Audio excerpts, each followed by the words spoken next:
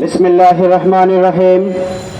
ইসলামী যুব মজলিস ঢাকা মহানগরীর উদ্যোগে আয়োজিত ভারতীয় আগ্রাসনের প্রতিবাদে আজকের এই মিছিল পূর্ব সমাবেশের উপস্থিত সংগ্রামী সভাপতি আমাদের মাঝে উপস্থিত রয়েছেন ইসলামী যুব মজলিসের সংগ্রামী কেন্দ্রীয় সভাপতি জনাব তাওহিদুল ইসলাম তুহিন। উপস্থিত রয়েছেন খেলাফত মজলিসের কেন্দ্রীয় স্থানীয় নেতৃবৃন্দ, সংগ্রামী যুবক ভাইয়েরা। বক্তব্য অনেক হয়েছে, আমাদের কাজ অনেক, আমাদের কথা কম।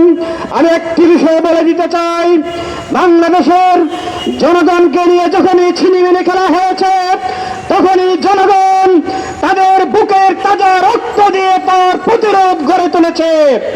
বর্তমান সরকার এখনো হুঁশ থাকতে আমরা তাদেরকে বলে দিতে চাই, অবিলম্বে ভারতের সাথে দেশ বিরোধী যে চুক্তি করেছে তা বাতিল করুন, নতুবা ইসলামী যুব মজলিস বাংলাদেশের যুবক সম্প্রদায়কে সাথে নিয়ে এমন প্রতিরোধ গড়ে তুলবে আপনারা পালাবার পথ খুঁজে পাবেন না। আমরা স্পষ্ট ভাষায় বলে দিতে চাই, বাংলাদেশের জনগণ হচ্ছে একটি শান্ত সাগরের মতো।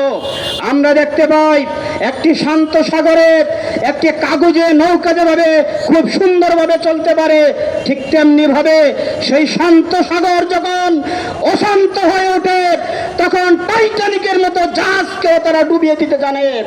অতএব বাংলাদেশের জনগণকে খেপাবেন না, বাংলাদেশের জনগণের অধিকার নিয়ে ছিনিমিনি খেলবেন না। আমরা দেখতে পেয়েছি 1971 সালে পাকিস্তানিরা গুলি করে বাংলাদেশের জনগণকে দোলাতে পারে নাই। এখনো প্রয়োজনে আমাদের বুকের তাজা রক্ত দিয়ে আমরা দেশের স্বাধীনতা সার্বভৌমত্ব রক্ষার জন্য আমরা ভূমিকা পালন করব। ইসলামী যুব মজলিস আগামী দিনে বাংলাদেশের যুব সম্প্রদায়কে সাথে নিয়ে দেশের স্বাধীনতা সার্বভৌমত্ব রক্ষার জন্য গুরুত্বপূর্ণ ভূমিকা পালন করবে। এই আশাবাদ ব্যক্ত করে আমার বক্তব্য এখানে শেষ করছি। আল্লাহ হাফেজ।